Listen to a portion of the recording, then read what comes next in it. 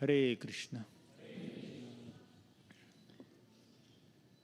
I offer my respectful obeisances and to all the senior Vaishnavas sitting here and to everyone, and seeking your blessings.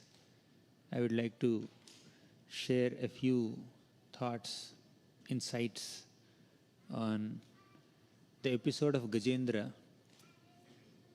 as revealed in the pages of Srimad Bhagavatam, which is so expertly explained by His Divine Grace A.C. Bhaktivedanta Swami Prabhupada in his purports.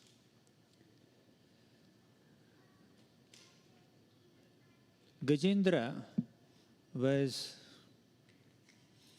the most powerful elephant, practically like the king of this forest in the Trikuta mountain region. It was in the upper planets, heavenly planets. This is Trikuta mountain region, and in that region there is Ritumat garden. In that garden there is a beautiful lake. Gajendra, along with his wives and children and many other friends, elephants, he went to take bath. So as he was moving so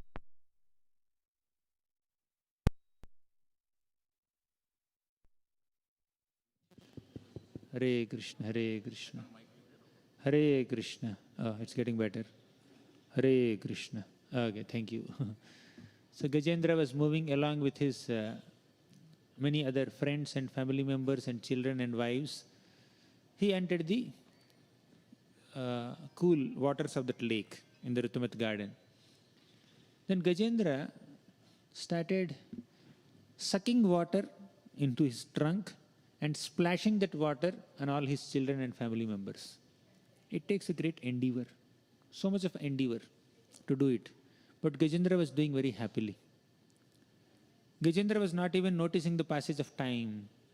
It was happening effortlessly and happily and seamlessly. But Gajendra did not understand that very soon he is going to meet with a intense calamity. This is how the nature of material world is.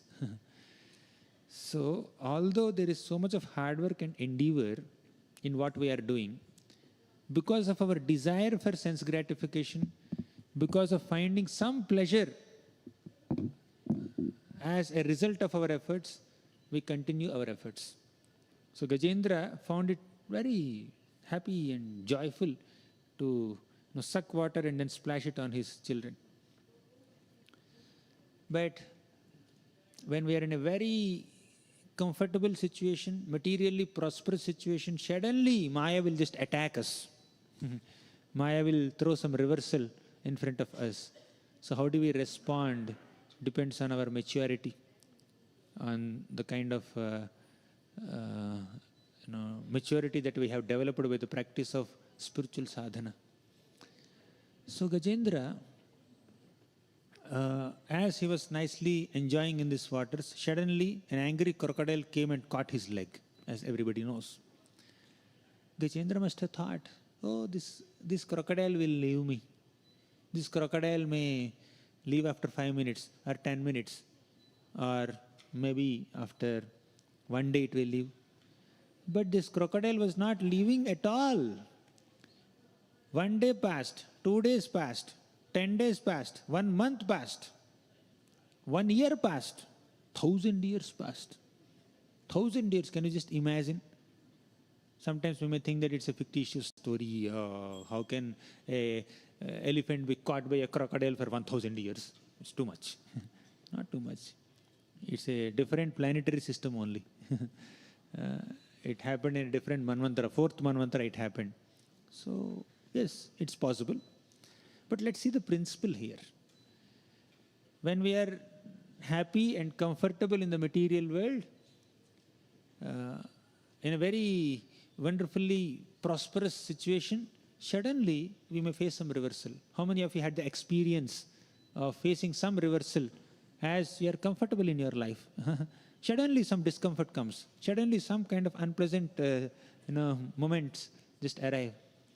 So people were having their careers, their career plans. Suddenly COVID came recently. So it brought with itself so many challenges, so many problems. But things were inevitable. We may not be able to escape from certain difficulties. So Gajendra tried his best to escape from this difficulty. Even Gajendra's friends, Gajendra's family members, they were trying their best to protect Gajendra, but none of them had the ability to do so. They were compassionate on Gajendra. They were very concerned about Gajendra. Can we increase the volume, Prabhu? Can we increase the volume a bit? All these elephant friends of Gajendra, they loved Gajendra. They were very affectionate towards Gajendra. They sincerely desired and tried their best to help Gajendra, but they could not.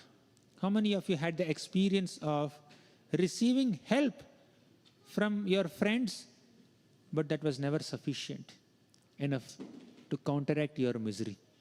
You're experiencing some misery. Some people were trying to help also, but it wasn't sufficient. Insufficient help. Just intention to help is not sufficient. Ability to help is also required. So somebody may have the compassion to help us, but they may not have the capacity to help us. Somebody may have the intention to help us, but they may not have the ability to help us.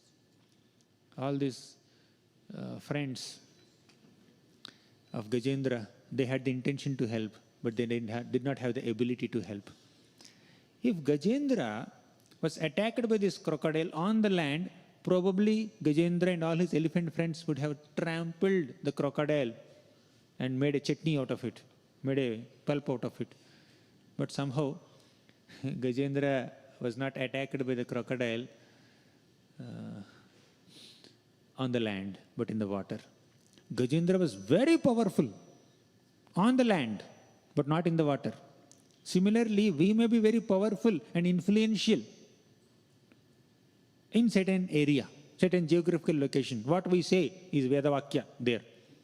People report to us. People take us seriously. We may be the ultimate authority to make all decisions at one place. But you go to another place. Who are you? You travel in some local buses or local trains or whatever. You may be boss in a company, but when you come on the road, nobody will recognize us. Right? So it happens. So Gajendra was the king of the forest when he's on the land. All the lower animals like jackals or wolves or dogs or whatever, deers or other rhinoceros, they catch the scent of Gajendra and they run away. And they survive or thrive only at the mercy of Gajendra. Gajendra had full power. He was trampling all big bamboo logs under his feet. So Gajendra is extremely powerful. But what happened to that power? What happened to all that strength and influence when he entered water? One crocodile, one little crocodile could just hold Gajendra's leg for 1,000 years and Gajendra could not do anything. All the people who were submitting to him and fearful of him, they could not do anything to protect him. This is how Maya will humiliate us. Maya will embarrass us. All these embarrassing situations created by Maya should make us realize that this is not a place for me to live in. Should make us realize Krishna's statement in Bhagavad Gita, Dukkhalayam Ashashvatam. This place is a place of miseries, and whatever little happiness is there in this place, it's only temporary. It's not permanent. So this is the nature of material existence. So Maya throws at us different kinds of calamities, just like Gajendra was caught. And sometimes when a calamity comes in our life, it may just go away in some time. COVID wave came, just a couple of years, it had its leelas, then normal. Now many people are sitting here. Hundreds of people are sitting here. No COVID, no mask. I'm not seeing anybody wearing any mask here.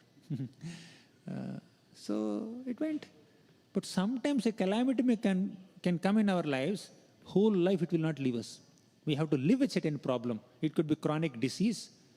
It could be some other problem, we may have to live with the problem whole life.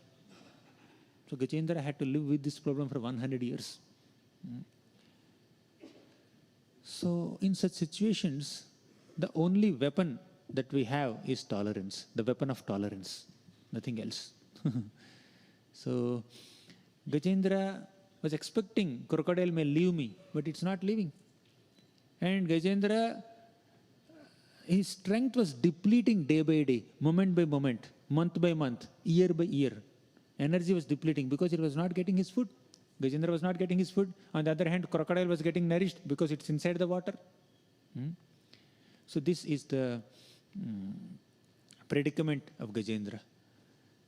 In such a situation, Gajendra thought, all these elephants, they're just crying for me. They're not helping me. They don't have the ability to help me. And another situation, another thing is, when Gajendra was struggling with this elephant, all the devatas from the upper planets were watching this match.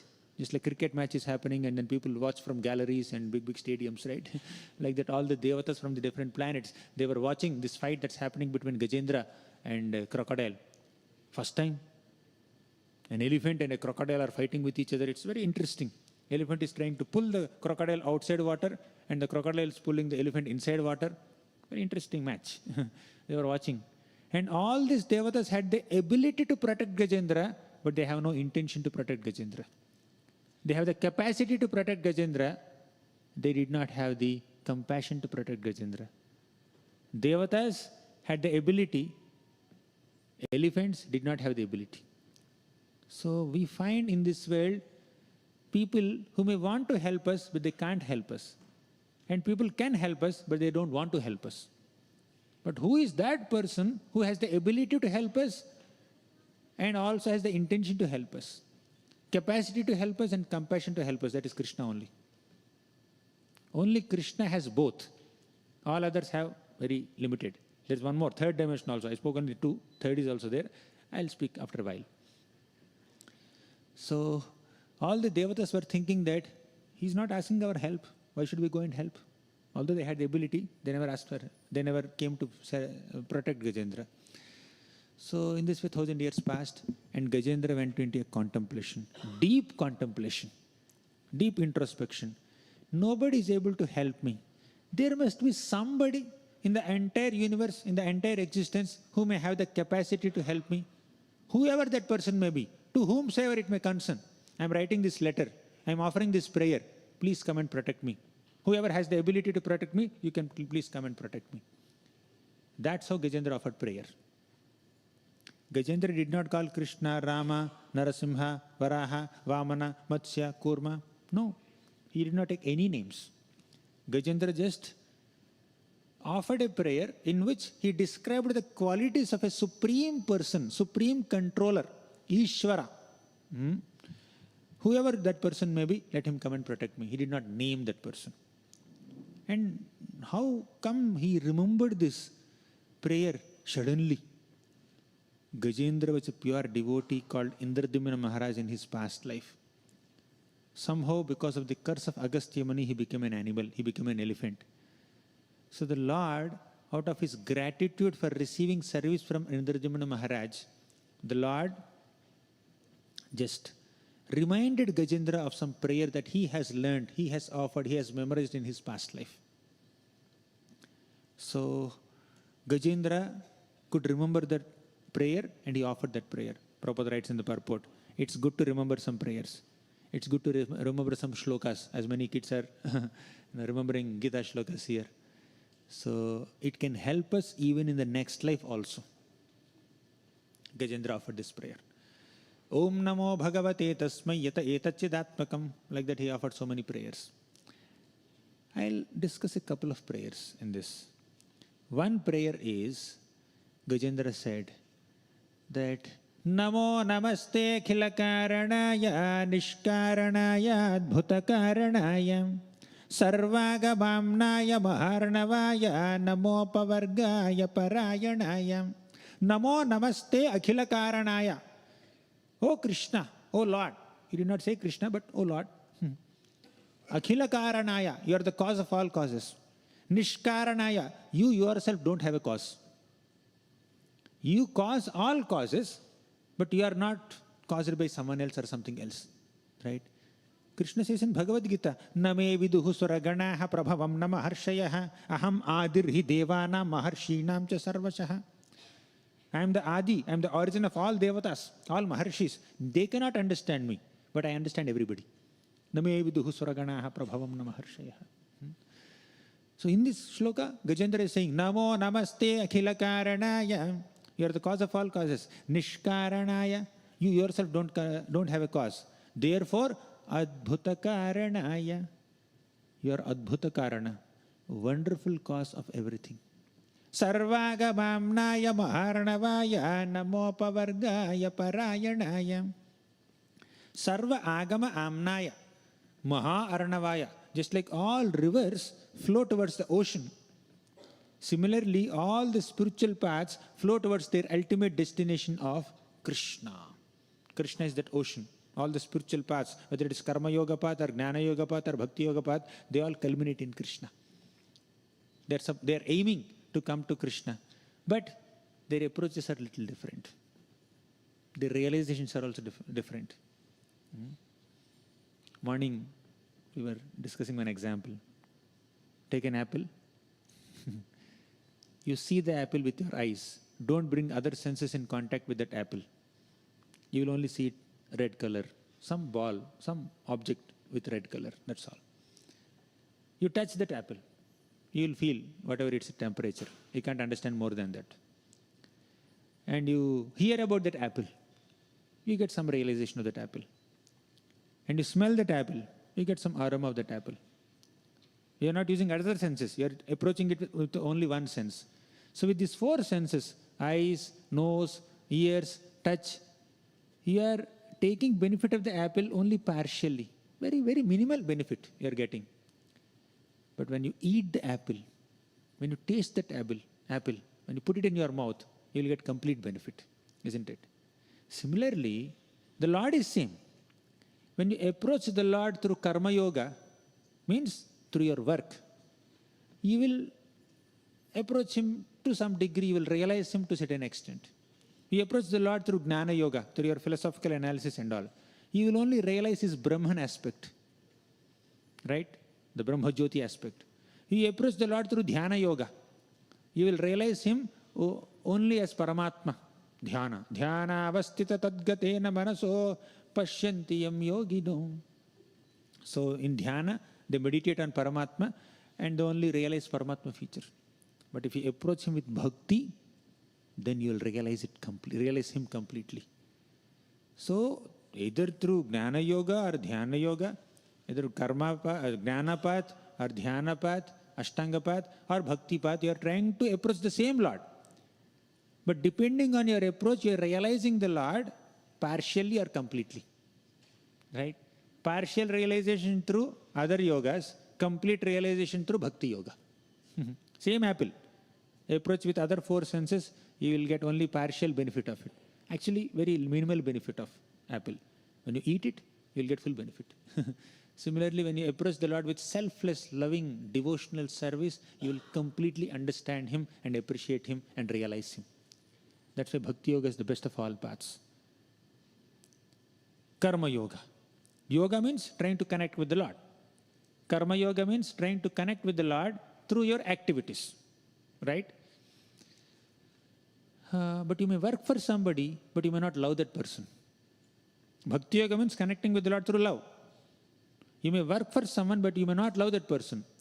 Means karma doesn't include bhakti, but bhakti includes karma. If you love someone, you will work for that person. Similarly, Jnana Yoga means trying to connect with God through Jnana, knowledge. You may know someone, but you may not love that person. But if you love someone, you are very eager to know more and more and more about him. Therefore, Jnana doesn't include bhakti, but bhakti includes Jnana. Dhyana, meditation, deep thinking. Dhyana Yoga means trying to connect with the Lord by meditation. You may think of somebody, but you may not love that person. But if you love someone, you always want to think about the beloved. So Dhyan may not include bhakti, but bhakti includes Dhyan. Therefore, bhakti includes karma, jnana, dhyana, all. But karma, dhyana, jnana may not include bhakti. Therefore, bhakti is the best of all paths. Clear? Sarvagamamnaya maharnavaya. That's why Gajendra is saying that, O Lord, you are the culmination of all paths. There are so many spiritual paths, karma path, jnana path, yoga path, dhyana path, bhakti path. So they ultimately reach you. Either through those paths, people may get partial realization or complete realization of you, but ultimately they are trying to realize you only. You are the objective. Fine. They end up in your Brahman. They may go to Vaikuntha, they may go to Goloka, they may go to some other planet, they may end up in Brahman, they may realize only Paramatma, but they are aiming you. Sarvagamamnaya maharnavaya namo pavargaya parayanaya.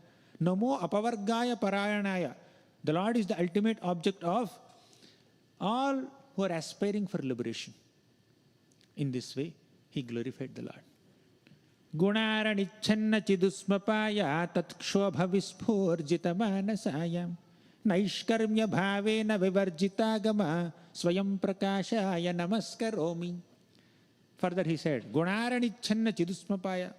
Little technical prayers. I think I'll go to the next one. So many shlokas.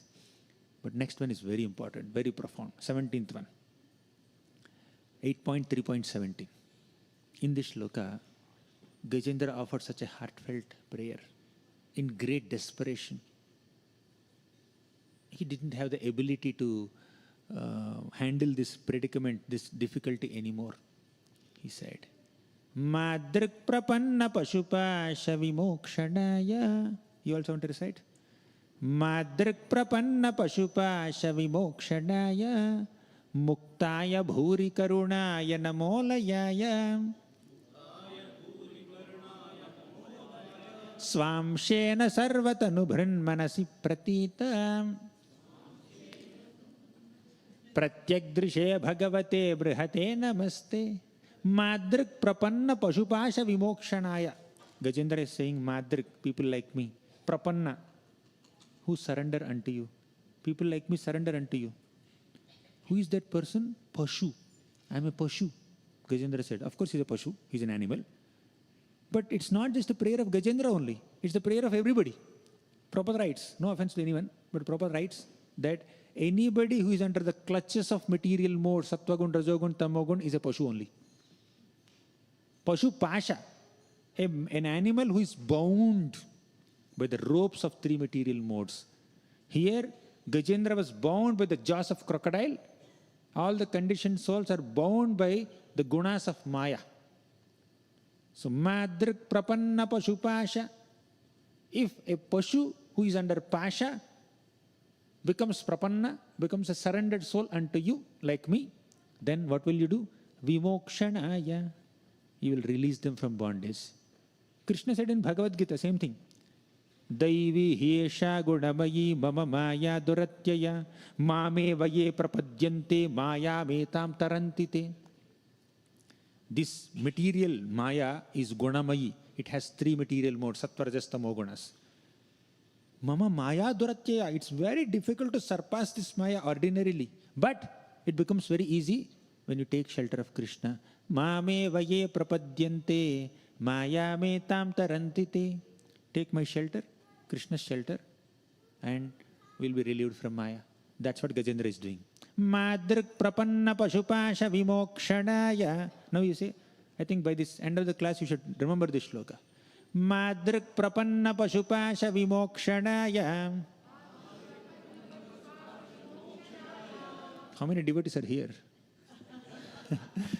I see only 10 people are reciting. I can see 200-300 or more than that, I don't know. Madrik prapanna pashupasha vimokshanaya. Madrik prapanna pashupasha vimokshanaya. Good to pray like this. Just follow the footsteps of Gajendra and pray. He will protect. People like me who surrender unto you will be protected by you, will be relieved by you from all miseries. Pashu pasha vimokshanaya. Why? How the Lord relieves us from difficulties? Reason number one. Muktaya. He himself is never bound by any difficulty. Therefore, he can release us from difficulties. Somebody fell into a big ditch, big well, blind well. Who can release him from that blind well? Another person who is also in the well? No, someone who is outside. He can throw a rope and then pull him out. But he's all. If another person who is also caught up in the well, if you approach him for help, what can he do? So someone who is not in bondage can release us from bondage. Of course, in Damodar Leela, Krishna was born in bondage, but he released Kuvera's sons from bondage. Kuveratmajau baddha murtaiva yadvat tvaya mochitau bhakti bhajau kritau cha tatha prema bhaktim svakame prayacha namokshe graho mesti damodareha. Although he is Baddhamurti, although his belly is bound by the rope of Mother Yashoda's love, he can liberate people. Someone who is in bondage can liberate others. But he himself cannot liberate himself because there is a bondage of love. That's a different context. But here we are not talking about Krishna in bondage. We are talking about Gajendra in bondage. We are talking about a conditioned soul in bondage. Madrik prapanna pashupasha vimokshadaya Muktaya. Muktaya means the Lord himself is Muktaya. He is never liberated. He is never bound. He is ever liberated. He is never bound by any conditions. Gunas can bind us, but gunas can never bind Krishna. For us to get released from this bondage of gunas, we need to surrender to a person who is beyond gunas. That's what the Dwarkavasis say in the first canto of Bhagavatam. Natasmate natha sadangri pankajam virincha vairincha surendra vanditam parayanam kshema mihe chatam param nayatra kalaha prabhavet parah prabho. Parayanam kshema miha ichchatam param. If someone desires one's own welfare, kshemam, in this world, what he is supposed to do? He is supposed to take shelter of Krishna. Why? Krishna is beyond time. Krishna is beyond gunas. Krishna is beyond maya. Parayanam kshema mihecchatam param na yatra kalaha prabhavet parah prabho. The Lord is never influenced by time factor. Those who are under the clutches of time, they are supposed to surrender to Krishna who is beyond time. Those who are under the clutches of gunas, of maya, they are supposed to surrender to Krishna who is beyond the clutches of maya, gunas of maya. That's why he said, Gajendra said, you will be able to liberate me 100% sure. First reason is you are Muktaya. Just remember these words. First is Muktaya. You are ever liberated. You are never bound. Therefore, you can release me from bondage. Clear? First reason is clear. What makes Krishna qualified or capable of delivering somebody? Three reasons. First reason is Muktaya. Second, Bhuri Karunaya. Somebody may be Muktaya. Somebody may have the ability or capacity to protect us or release us from bondage. But if they don't have compassion, they cannot release anyone from bondage. Somebody is in need. They need, say, $1,000. You have $10,000 with you. You have the capacity to protect, capacity to help that person. Oh, I have 1,000, take this 100. But if you don't have compassion, even if you have 1 million, you will not give even $1 also. Compassion is not there, right? So capacity itself is not sufficient to help others. Capacity must be associated with compassion. Ability itself is not sufficient. Ability must be associated with an intention to help. That's why second quality is Bhuri Karunaya. Muktaya Bhuri Karunaya Namolayaya. Muktaya Bhuri Karunaya. Bhuri Karuna, not just normal Karuna. Bhuri Karuna. Extreme degree of mercy. Great compassion. How compassionate Krishna is.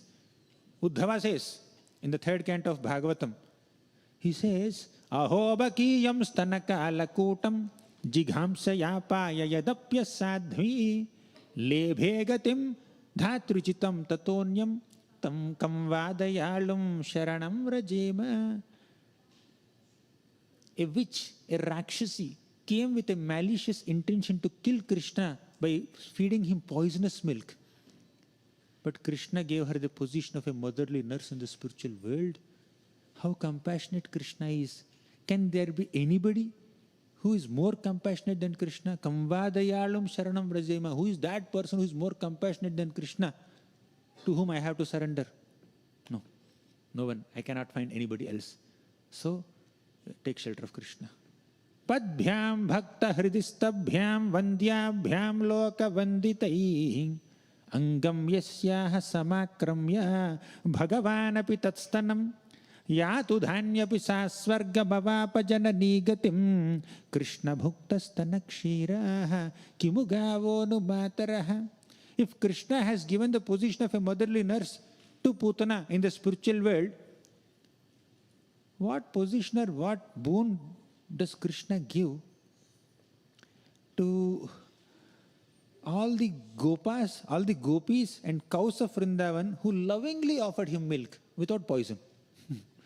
What is reserved for them? If Putana gets motherly position in the spiritual world, what about them? You cannot imagine the kind of mercy they will get.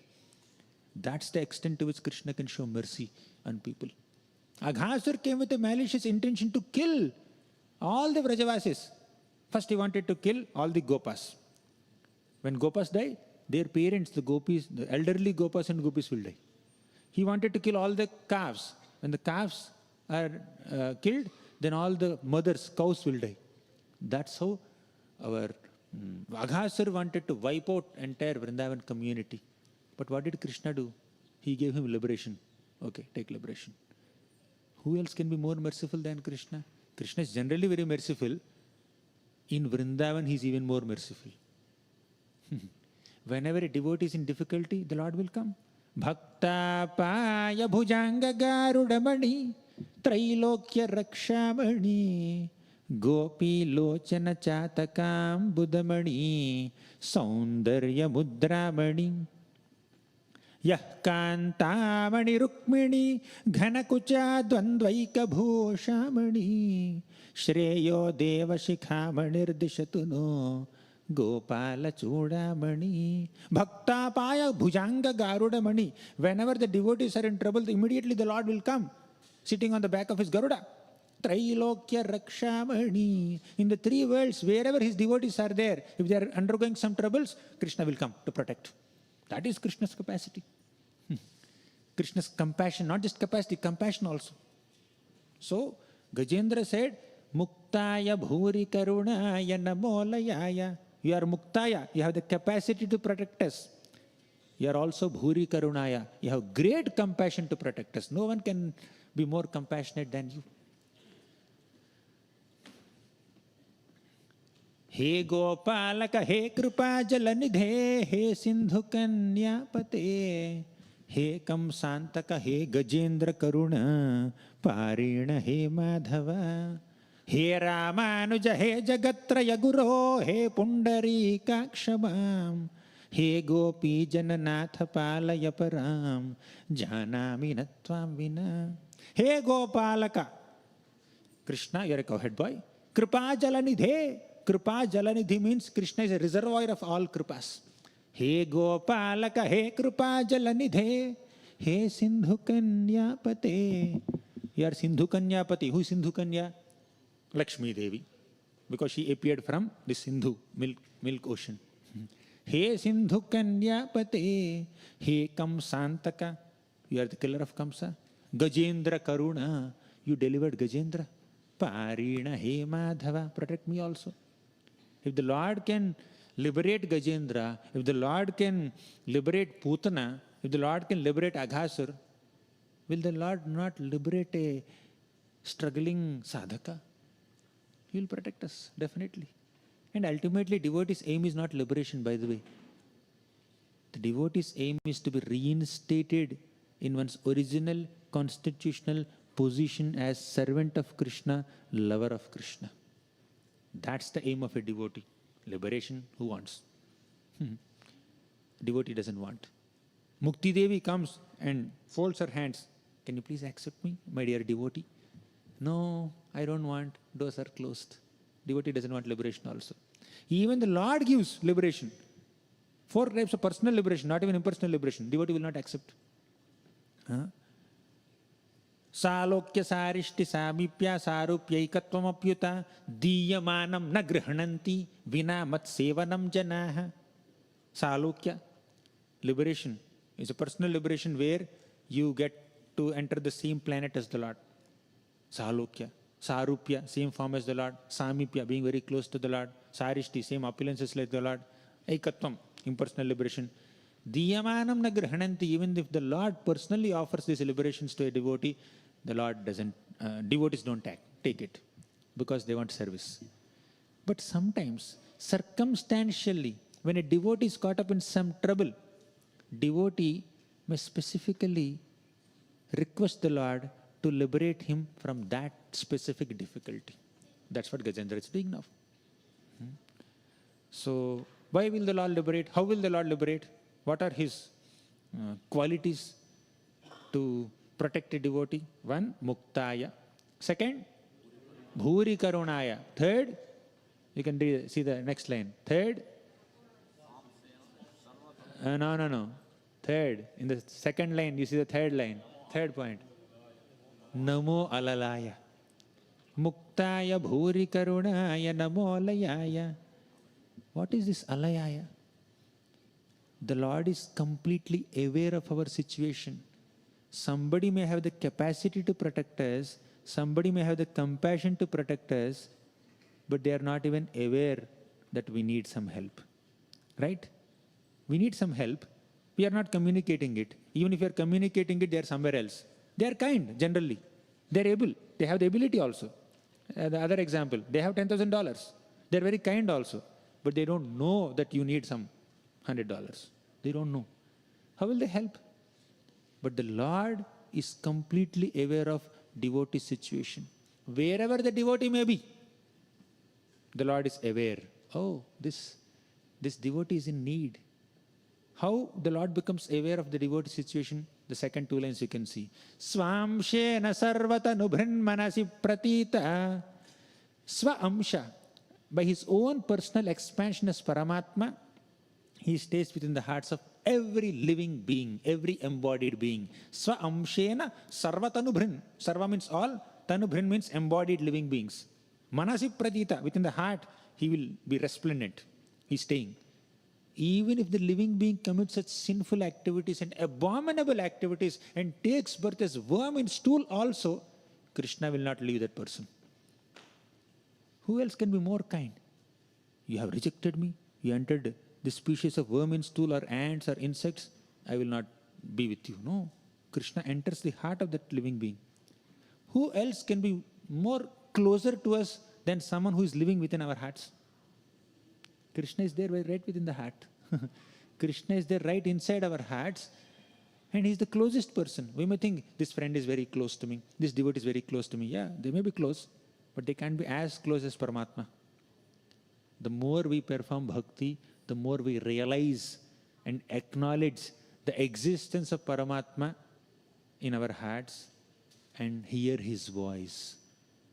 He's constantly guiding us. Dadami buddhi yogam tam yena mamupayanti te. He's giving us that buddhi. He's giving us that guidance by which we come closer to him. That's what Paramatma is doing. Swamshena sarvatanubhran manasi pratita pratyagdrishe bhagavate brihate namaste. You are staying within the hearts of all living beings. O Lord, please protect me. You have 3 qualities. What is quality number 1?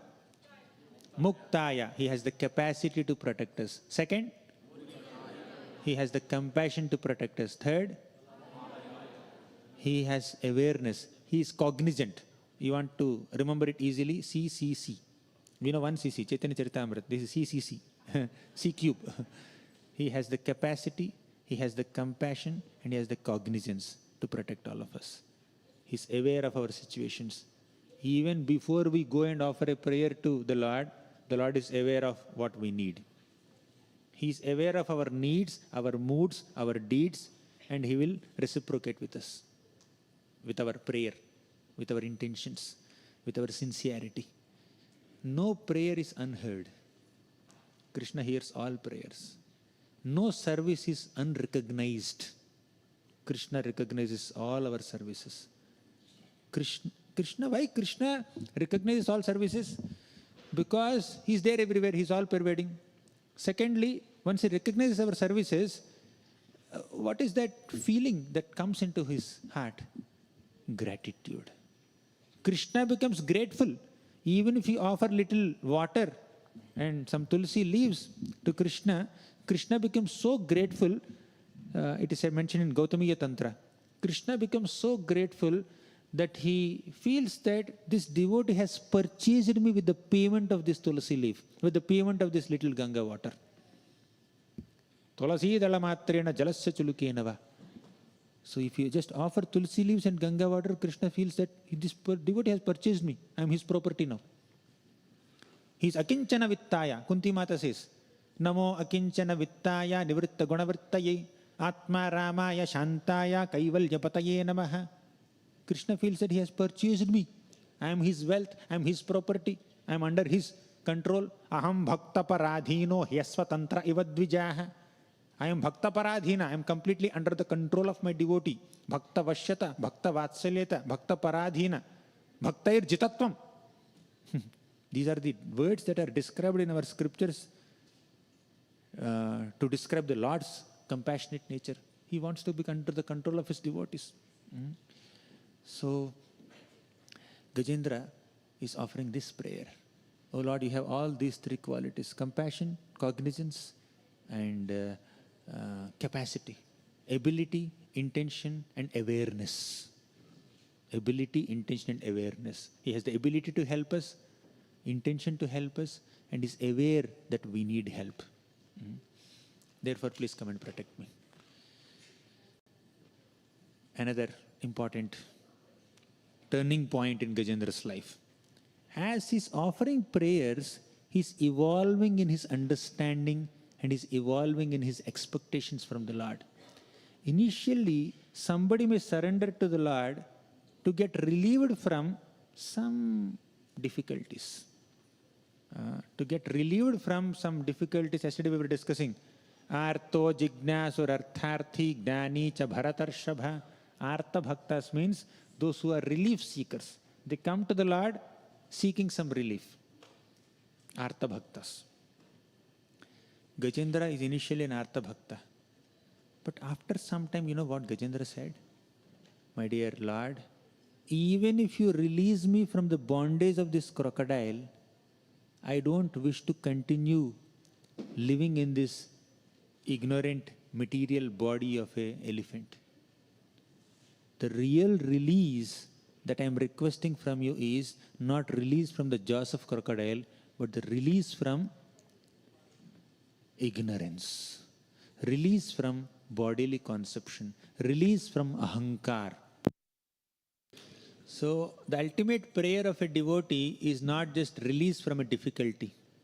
The ultimate prayer of a devotee is, please release me from this ignorance, from this material consciousness, from this clutches of Maya, from the bondage of three gunas, from this ahankar. Release me from this ahankar. Make me a servant. Release me from this false ego. Let me embrace my true ego as your humble, menial servant. This is the ultimate prayer of a devotee. In this context, let me remember another story from the 10th canto of Bhagavatam. In the 10th canto of Bhagavatam, there is a great demoniac king named Jarasandha. This Jarasandha has arrested 20,000 kings and torturing them. All these 20,000 kings who are under the imprisonment of Jarasandha, they found a messenger, wrote a letter and gave that letter to the messenger and requested him, please go to Krishna and read our message in front of Krishna. That messenger came to Dwarka, to the Sudharma assembly hall, where Krishna, Balaram and all the chief members of the Hindu dynasty were sitting. This messenger opened the letter and read it. The 20,000 kings were saying, "O Lord, we are your surrendered souls. We are in difficulty. We are in great difficulty. Jarasandha has arrested us. He's tormenting us. He's going to kill us. Please come and protect us. Then Krishna went to Indraprastha, to cut the long story short. He went to Indraprastha, took Bhima and Arjun with him, disguised himself as a Brahmana, and also asked Bhima and Arjuna to disguise themselves as Brahmanas, and as 3 Brahmanas, they went to Jarasandha and begged for a fight. And Jarasandha agreed to fight. With whom? Not all 3, only one, Bhima. And Krishna directed Bhima to kill Jarasandha. He taught him the way to kill Jarasandha. And you know how Bhima has killed Jarasandha. After Jarasandha was killed, Krishna went in front of these 20,000 kings. He released them. He gave them good clothes. He gave them good food. He revived them, restored their original shine and brilliance as kings. And he told, my dear kings, I released you from this bondage. Go to your kingdoms.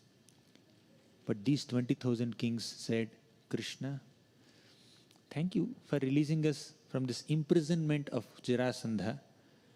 But the real release that we are requesting from you is, please release us from this controlling mentality. Release us from this false ego. Release us from all mental concoctions. Release us from this ignorance and 3 material modes.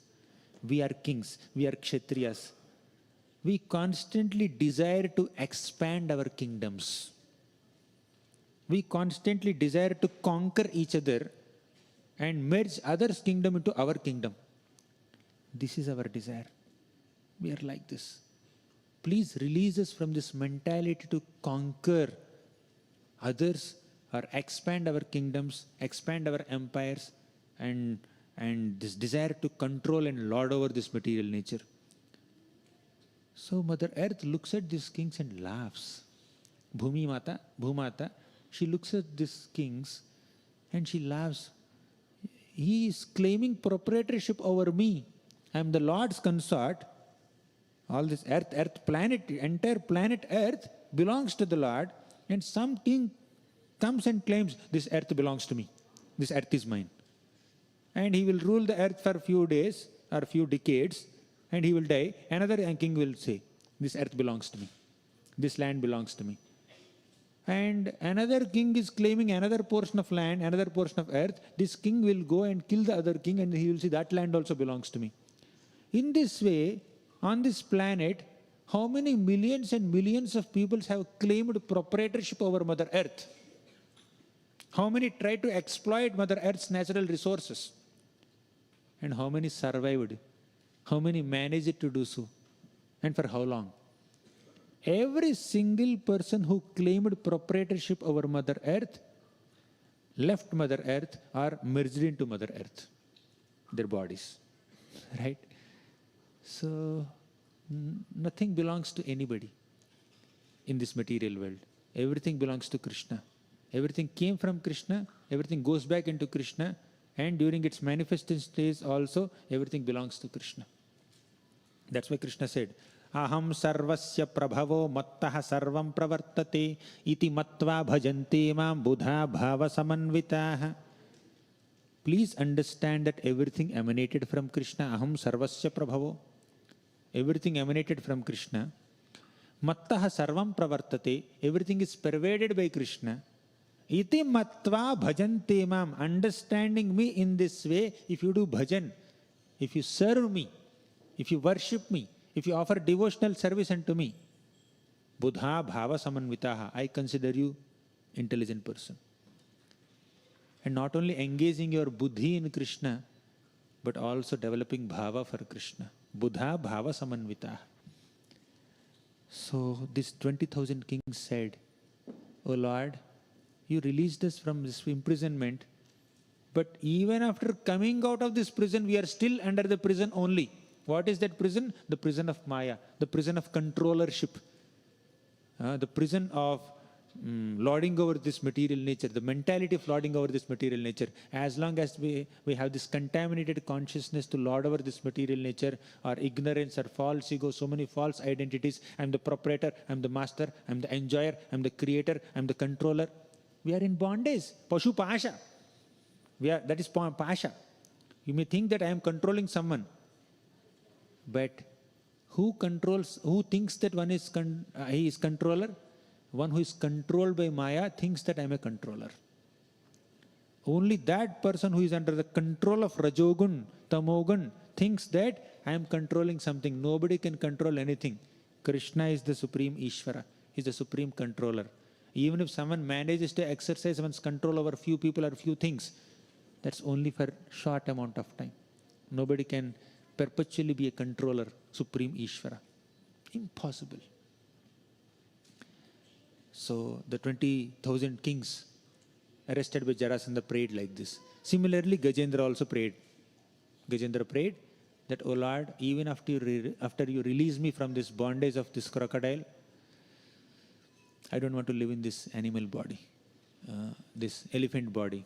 Release me from this ignorance. That's the real liberation that I want. Liberation from ignorance. Liberation from controllership mentality. Now, in his prayers, Gajendra also said one more thing. Sakama bhaktas are people who worship Krishna or approach Krishna with a desire, with a specific desire for a specific result. They are not the best devotees. Nishkama bhaktas, selfless devotees are real devotees. And what is the nature of the selfless devotees? Very beautiful shloka. Ekantino yasya na kanchanartham vanchanti ye vai bhagavat prapanna atyadbhutam tacharitam sumangalam gayanta ananda samudra magna. Ekantino yasya na kanchanartham. Ekantina means one-pointed, completely dedicated devotees. Ekantina, their one and only aim is loving Krishna and serving Krishna. Such devotees, na kanchanartham. Ekantino yasya na kanchanartham. They don't desire anything. Completely detached. Vanchanti ye vai bhagavat prapanna. They don't desire anything. Vanchanti, no vancha, no desires. Why? They are bhagavat prapanna. First, they are detached from all material desires. Second, they are completely surrendered to Krishna. Bhagavat prapanna. Third, very important.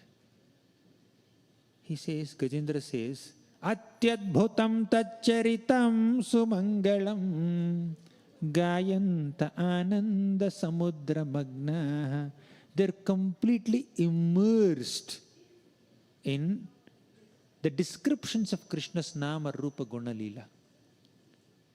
Atyadbhutam, most wonderful descriptions. Tat charitam, Krishna's pastimes and every narration connected to Krishna is ati adbhutam, extremely wonderful. Atyadbhutam tat charitam, sumangalam, extremely auspicious. Gayanta ananda samudra magna. Gayanta, they sing the glories of the Lord, wonderful glories of the Lord, auspicious glories of the Lord, and they immerse themselves in Ananda Samudra. Ananda Samudra is Hare Krishna. Jai Shri Shri Radha Shyam Sundar Bhagavan ki Jai. Gayanta Ananda Samudra Magnaha. They're immersed in Ananda Samudra. Even in Damodar Ashtakam, Satyavrat Muni says, Iti driksvalila bhirananda kunde svaghosham nimajjantam akhypayantam tadiyeshitagneshu bhaktayarjitatvam punah prematastam shatavriti vande. Iti driksvalila bhir ananda kunde svaghosham nimajjantam. By performing such sweet pastimes like Damodar Leela and Mridabhakshana Leela and many other Leelas, Brahma Vimohana Leela, Govardhan Leela, Giridharan Leela, Krishna is immersing all his devotees in pools of ecstasy, pools of bliss. Ananda Kunda. Gaya, by narrating all these pastimes, by meditating on all these pastimes, by singing all these glorious pastimes, devotees immerse themselves in pools of ecstasy. By performing these pastimes, Krishna is immersing Vrajavasis in pools of ecstasy. By discussing those pastimes, we will immerse ourselves in pools of ecstasy. Gayanta ananda samudra magna. That's the power of Krishna Katha. And Gajendra prayed like this: "O Lord, I just want to immerse myself like a selfless Nishkama Bhakta in your nectarian narrations of Nama, Rupa, Guna, Leela." That causes the greatest auspiciousness. Again, I am coming to the same conclusion. The most effective way of dealing with any reversal is to absorb your minds in Krishna's Nama, Rupa, Guna, Leela. It is only Hari Katha, Krishna Katha, narrations of Krishna's pastimes and qualities and activities and names that will help us transcend all the tribulations and temptations of this material world. The material world offers so many tribulations and temptations to all of us. To protect us from all these allurements and difficulties, just take shelter of Krishna by discussing Krishna Katha. Iti nandadayo gopaha Krishna Rama katham mudam kurvanto ramamanascha navindam bhava vedanam. All the Gopas headed by Nanda Maharaj were constantly discussing the pastimes of Krishna and Balaram. Therefore, although every single day some demon is attacking Krishna, attacking Vrindavan, these Vrajavasis are happy. So happy. They are unaffected. Calamity exists in the life of a devotee, but that calamity doesn't overwhelm a devotee. Doesn't affect a devotee. It exists, it doesn't affect you. So, to be unaffected by calamity, we need to absorb our minds in Krishna's Nama, Rupa, Guna, Leela.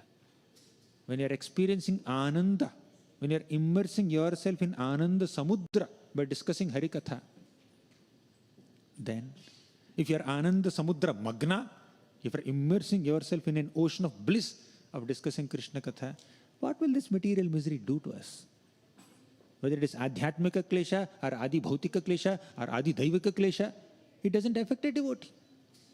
We will become oblivious to it. Just like a drunkard who drinks becomes oblivious to external surroundings. Similarly, a spiritual drunkard who drinks Harikatha will become oblivious to all temptations and tribulations in this material world. Yesterday we discussed it, I think. And that's what all the pure devotees are praying for. Gajendra prayed like this: Gayanta Ananda Samudra Magna. Dhruva Maharaj also said the same thing. Bhaktim muhuhu pravahatam tvayi me prasango bhuyadananta mahatam amalashayanam yenan jasolbana muruvyasanam bhavabdhim neshye bhavad gunakatham pana mattaha. Pana mattaha. Let me drink, let me get intoxicated, let me just become oblivious to surroundings. Neshye bhavad guna kathamrita pana mattaha. Bhavad guna katha amrita. All the narrations of your qualities and pastimes are like amrit. Let me drink that amrit. And by drinking that amrit, I become oblivious to the external surroundings. I become intoxicated. One who is intoxicated materially also becomes oblivious to tribulations, right? What to speak of a person who is spiritually intoxicated? We take a vow, 4 regular principles. One is no intoxication. But we have to take this vow: I will get intoxicated. By what? Neshye bhavad guna katha amrita pana mattaha. This is the real pana. Even he says, Prahlad Maharaj says, Naivo dvije para duratyaya vaitaranyah tvadvirya gayana mahamrita magna chittaha. Again, magna chittaha. I want to immerse my mind in tvadvirya gayana. in the glorification of your powers, your pastimes. That's the greatest ecstasy. In response to all these prayers offered by Gajendra, heartfelt prayers, the Lord came. Personally, he came on the back of Garuda, released his Sudarshan Chakra, cut the throat of this crocodile, and pulled Gajendra out by holding his trunk. Come like this. This is how the Lord protects. No one else can protect. All the devatas were hearing the prayer of Gajendra. They had the ability. Indra, Chandra, Varuna, Vayu, Brahma, all these devatas were hearing the prayers of Gajendra, but nobody responded. Because they were thinking that this Gajendra did not call us with a specific name, Brahma, come and protect me, Indra, come and protect me, Chandra, come and protect me. Nobody asked. He did not mention any of our names. On top of it, he is describing so many qualities of a supreme person. All these qualities exist in Lord Hari, not us. And on top of it, he minimized our position also in his prayers. How? He addressed, "O Lord, O God of all gods, all the other minor gods are your expansions. O source of all the minor gods who manage the administrative affairs of this universe, you come and protect me." That means he's calling Lord Hari, Lord Vishnu, not Indra, Chandra, Varuna, Vayu. So they felt offended. Arey, he's addressing us as minor gods, calling only Supreme God. He will never come, animal will die. That's what they thought. To think that Krishna will not protect his devotee is a great offense. Right? All the devatas committed that offense. As soon as they committed that offense mentally, they saw Lord Vishnu descending from Vaikuntha on the back of Garuda in great haste towards this Trikuta mountain region to protect Gajendra. Then they thought, my God, our calculation is completely wrong. We thought that the Lord will not come to protect. We committed such a great offense. Then they started offering prayers to the Lord to relieve themselves from the offense that they have committed, and they also descended along with the Lord. One elephant offered a prayer. The Supreme Lord Vishnu, along with hundreds and thousands and millions of devatas, descended there. One Gajendra offered prayer. These devatas also offered prayers. So the Lord descended on the back of Garuda while being glorified by so many other devatas. This is how the Lord descended. See, to protect one Gajendra, all the gods are there, all the devatas are there, Lord Vishnu is there in the sky. Everybody is offering prayers, reverential prayers. When we encounter a calamity or a reversal, let's not doubt the integrity of Krishna. Let's not doubt the intentions of Krishna. Let's not think that Krishna is neglectful. Krishna is grateful for the little service offered by Indradyumna Maharaj in his past life. The Lord reminded the prayer that he has memorized in the past life now when he became Gajendra. And in response to that prayer, he came. See, he only gave. Just like the invigilator in an exam gives a slip. You take this textbook and write. You don't know the answer, right? You write this. And he'll put the marks and pass. You see? That's cheating, right? The Lord is greatest cheater. Match fixing, right? The Lord is expert in match fixing also. He only reminded, you offer prayer to me, I will come in response to that prayer. The Lord came to protect Gajendra. Krishno rakshatu no jagatraya guro krishnam namadhvam sada krishne nakhila shatravo vinihata krishnaya tasmai namah Krishnadeva samuthitam jagadidam Krishnasya dasosmyaham Krishne tishtati vishvameta dakhilam He Krishna rakshasvamam. Krishno rakshatu no jagatraya guru. The supreme teacher of all the three worlds is Krishna. Let him come and protect us. Krishnam namadhvam sada. Let us always offer obeisances to Krishna. Krishno rakshatu no jagatraya guru Krishnam namadhvam sada. Krishne nakhila shatravo vinihata. Krishnaya tasmai namah. It is only Krishna who completely destroys all our shatrus. Krishna deva samuthitam jagadidam Krishnasya dasosmyaham. It is from Krishna this entire universe has manifested. We are das of Krishna. Dasosmyaham. Krishne tishtati vishvameta dakhilam. He Krishna rakshasvamam. After the destruction of the universe, the entire universe goes back into Krishna only. The universe came out of Krishna. Universe goes back into Krishna. During its manifestation phase, some conditioned soul in that universe are experiencing some difficulties. That difficulties, all the difficulties exist only for one breathing period of Mahavishnu, who is an expansion of an expansion of an expansion of Krishna. Can you just understand? Where is Krishna? If you take shelter of that supreme boss of all bosses, what is the difficulty? It's insignificant. You may say it's easier said than done, but it has to be done. One day, taking shelter of Krishna, that has to be done. When we are so overwhelmed by the immediate problem at hand, we cannot take solution. We cannot take the ultimate solution. As I was saying, right? Why are you not taking medicine? Why are you not taking medicine? Because I am sick. Does it make any sense? Because I am sick, I am not taking medicine. I am so sick, therefore I am not taking medicine. It doesn't make any sense. Similarly, why are you not taking shelter of Krishna? I have so many immediate problems, material problems to address. Therefore, you have to take shelter of Krishna. All these problems should inspire you to take shelter of Krishna. Because Krishno rakshatuno jagatraya guru, Krishnam namadhvam sada. So, Gajendra was protected ultimately. When Gajendra was protected, all the devatas got their lesson and they offered their prayers. And the Lord not only saved Gajendra, also provided Gajendra Sarupya Mukti. Gajendra, may you come to Vaikuntha, take my own form. And even this crocodile also, he was released from the shapa that he had. He was a Gandharva named Huhu. One sage cursed this Huhu, therefore he became a crocodile. The Lord released him also. Very important point. Gajendra was a devotee in the past life also, and now also, during this predicament, all his devotional qualities came out. So,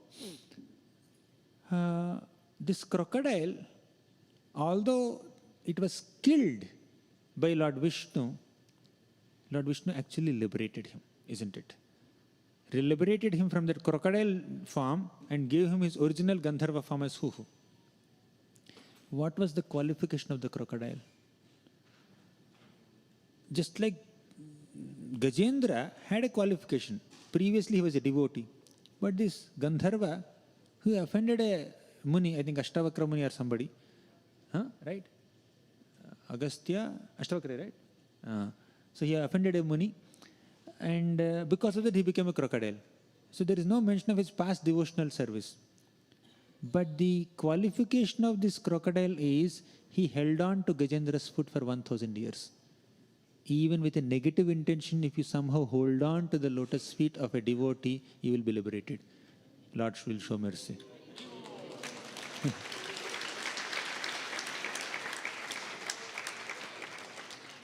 Even with a negative emotion, if somebody constantly thinks of Krishna, they will be liberated, right? Hiranyakashipu was constantly thinking about Krishna. He is 100%, 24/7 Krishna conscious. But with anger. Shishupal was 24/7 Krishna conscious, but with hatred, envy. Then Kamsa was 24 hours Krishna conscious, but with fear. But even with all these negative emotions, these people were Krishna conscious and Krishna liberated them.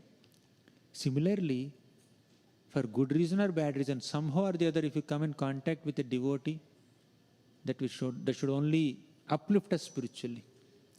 So, the crocodile's qualification was to hold on to the lotus feet of Gajendra. He was a devotee. Even though a devotee has been cursed and experiencing the effects of the curse in an animal body, still devotee is a devotee. If you hold on to the lotus feet of such a devotee, also you will be uplifted spiritually. Lord will show mercy. What to speak of holding on to the lotus feet of a devotee? Eagerly, enthusiastically, with positive emotions, with service attitude. You just cannot imagine the results. Yesham samsmaranat pumsaha sadyah shuddhyanti vaigrahaha kim punardarshana sparsha pada sauchasanadibhi. Just by remembrance of a pure devotee, our bodies, our minds and our homes are completely sanctified. Sadyah shuddhyanti vaigrahaha kim punardarshana sparsha pada sauchasanadibhi. What to speak of seeing a devotee, touching a devotee and washing the lotus feet of a devotee. You can only imagine the effects of such great privilege of taking shelter of a devotee. Even Devahuti Mata, she speaks to Kardama Muni. She says that, it's a long story, but I'll keep it short. Devhuti Mata says that, my dear Kardamamani, my dear husband, I associated with you only for sense gratification. But I have an argument here. Even if somebody associates with a devotee for sense gratificatory purposes, still the devotee's association should only uplift another devotee, another person, conditioned soul. So your association should only cause benefit. That's the effect of sadhu sangha. Even with a negative intention, somebody approaches a devotee only causes good for that other person. What is the qualification of Kaliya? Kalyanak. Kaliya was envious of Krishna. Kaliya was trying to kill Krishna.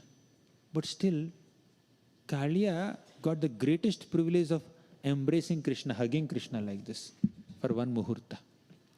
Kaliya just completely arrested Krishna in his coils. Completely. Bound him. One muhurta. Did you ever embrace Krishna for 48 minutes continuously? If somebody offers you a proposal, will you deny it? So you can embrace Krishna for 48 minutes continuously. No problem. Krishna will not go anywhere. Kaliya got embrace of Krishna. And after that 48 minutes of embrace, Krishna jumped onto the head of Kaliya. And Kaliya has hundreds of heads, 1,000 heads. Every single head was touched by the divine lotus feet of Krishna, bathed with the dust from the lotus feet of Krishna. So Kaliya got dust from the lotus feet of Krishna. Kaliya got the embrace of Krishna. Kaliya got to be with Krishna for such a long time during this fight. Still, Krishna showed his real mercy only after Kaliya's wives prayed for him. Nagapatnis came and offered prayer to Krishna. Krishna, please show some mercy on my husband, or on her husband, Kaliya. Then Krishna showed mercy. Even if you get dust from Krishna, even if you get embrace of Krishna, without a devotee's prayer, Krishna will not show his real mercy. Right? Even with the negative intention, if you hold on to the lotus feet of a devotee, Krishna will show some mercy. Therefore, never try to have a direct connection with Krishna. Let's always go through devotees. Right? Surrender to devotees, service to devotees, love, affection for devotees will take us closer to Krishna. Direct approach towards Krishna is not as great as approaching Krishna through devotees. And the best way to associate with devotees is to discuss Krishna Katha with them, to hear Hari Katha from them. That's what devotees are, those people who are constantly absorbed in singing the glories of the Lord. Gayanta ananda samudra magna ekantino yasya na kanchanartham vanchanti yevai bhagavat prapanna. We discussed it just now. Atyadbhutam tacharitam sumangalam gayanta ananda samudra magna. Take shelter of such a devotee who is immersed in Hari Katha, who has great appreciation for Krishna's Nama, Rupa, Guna, Leela, who is dedicated to serving the Lord. Taking shelter of such a devotee will purify us, really. And those who are glorifying the Lord and spreading the glories of the Lord are the most benevolent benefactors of the entire society, as the gopis revealed in their Gopi Gita. Tava kathamritam tapta jivanam kavibhiriditam kalmashapaham shravanamangalam shrimadatam bhuvi grinanti ye bhurida jana. Tava kathamritam, the nectarian narrations of Krishna's Nama, Rupa, Guna, Leela, they are tapta jivanam. They are the real life-inducing nectar for all those people who are suffering in this material world. Tapta means one who is experiencing reversals and miseries. Jivanam, life-inducing nectar for such suffering souls is Krishna Katha. Kavibhiriditam kalmashapaham. Even great kavis also glorify Krishna Katha. They completely wash away all contamination, kalmashapaham. Shravana Mangalam. Hearing Krishna Katha causes the greatest auspiciousness. Right? Ekantino yasyana kanchanartham vanchanti yavai bhagavat prapannaha atyadbhutam tacharitam sumangalam. Gajendra said. Gopis are also saying the same thing. Shravana Mangalam Srimadatatam Bhuvi Grinanti Ye Bhurida Jana. The real auspiciousness in our lives is caused by hearing Krishna Katha in the association of devotees. There is no other privilege or fortune which is superior to this. This is the greatest fortune. By Srila Prabhupada's grace, we are all here sitting in this country discussing Gopi Gita, 10th canto of Bhagavatam, Gajendra's prayers, and Krishna Katha, all by Prabhupada's grace. We are eternally grateful to him and hold on to his lotus feet. That becomes our entry, that becomes our ability and eligibility to become an object of Krishna's grace. Without devotees' love and affection, mercy and blessings, we cannot approach Krishna. And that's the best way of handling all reversals. Granthara Srimad Bhagavatam ki jai, Srila Prabhupada ki jai.